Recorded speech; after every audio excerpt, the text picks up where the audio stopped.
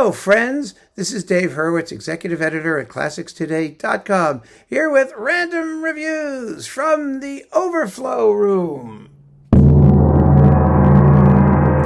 And today we continue our endless survey of Haydn stuff.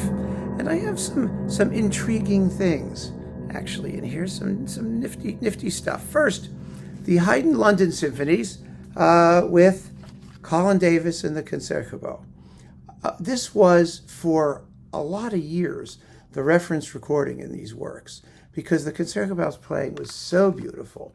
And Colin Davis is a wonderful conductor of classical period music. I mean, again, in those days, he was more known probably for his Mozart than his Haydn, although his Haydn was really very highly respected, and he didn't champion Mozart in quite, the most unbalanced way that people like Macaris and Sell did.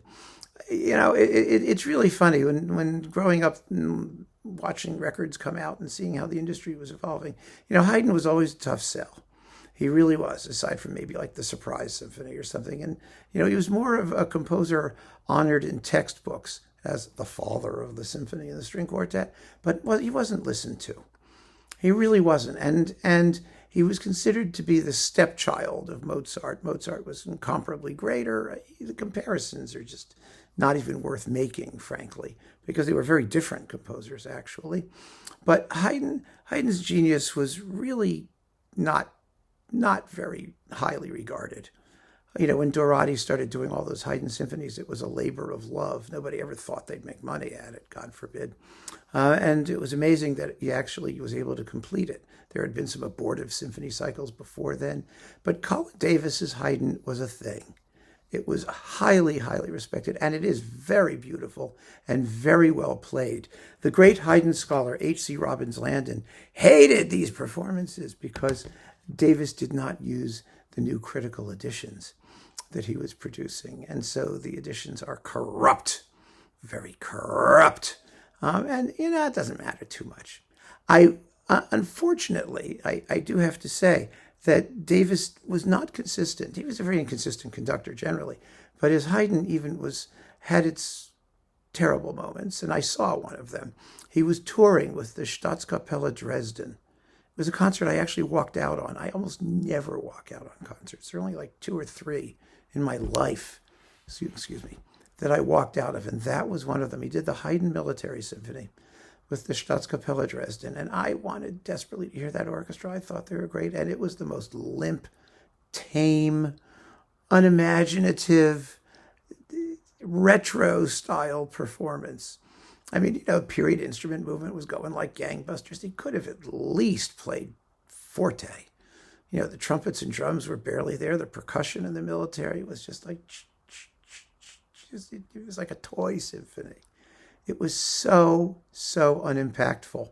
And, it ought to be huge. It ought to be just huge. It ought to be crazy. It ought to be Hermann Scherchen crazy. I still haven't heard a military that I think does the music full justice in terms of what you can do with it to make it really powerful. It should be played like Mahler, like a huge romantic exordium. But no, they didn't, and Colin Davis didn't. And that was really, really disappointing. But these, with the Concertgebouw on Philips now Decca, are really, really pretty damn fine. I was wondering if you get any bonuses here. No, you don't. It's just the 12 London Symphonies, and they are beautifully, beautifully played, sensible and intelligent, and they've held up really quite well. Then we have, The Creation, Die Schöpfung, with John Eliot Gardiner, the Monteverdi Choir, and the English Baroque soloists. Well, this was from 1996 on Archive. It's a very good creation. Gardiner was a wonderful accompanist. People talk about, we don't make enough about that. You find a lot of these conductors, especially the period instrument guys, who started out conducting vocal ensembles and specialized almost entirely in vocal music because that's what Baroque music is. And so to, use period instruments and all that stuff is nice, but in terms of the conducting part of it, most of what they're doing is accompanying. And they accompany quite well. I mean, Gardiner is an exciting accompanist. He picks good soloists. He has the choir very well trained. everybody knows now, since subsequent historical events, that he's a total jerk and he beats people up and he's nasty and miserable. And, that often gets very good results. And it does here. But at the same time, he's not a very warm conductor. He's a cold fish. And so you get great accuracy and good rhythm and quite a bit of excitement, but not a lot of lovability, a lot of warmth in his interpretations. And this is a typical one in that sense. Sometimes it works, sometimes it doesn't. Somewhere, underneath that, rather scuzzy exterior, there is a human being, and once in a while it peeps out. And it peeps out a little bit in part 3 when Adam and Eve are having a time. It's okay, but it's colorful and it's typical Gardiner period instrument stuff. It's quite listenable. So there's that one. What else have we got here? Oh yes, let's do this one. I think we should do this one. I've got so much of this stuff. Or should we do that one and save this one? I don't know. We can do all of them. Yes, let's do some of these. This is Harnoncourt doing the London Symphonies with the same orchestra as Colin Davis. And you would never know it's the same orchestra.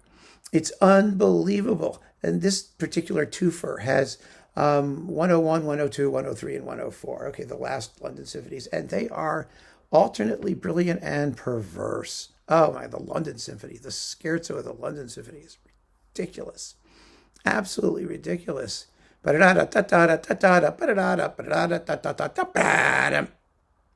stupid. It's just stupid. There's no other word for it. But some of them are thrilling. The orchestra sounds, like I said, compare it to Colin Davis. You wouldn't know it's the same group. And so these were fun to listen to for comparative purposes. And they do give the excitement that, is missing in some of these older style performances. There is, you can't say that they're not radical in their way. So, there you go. And that's this batch.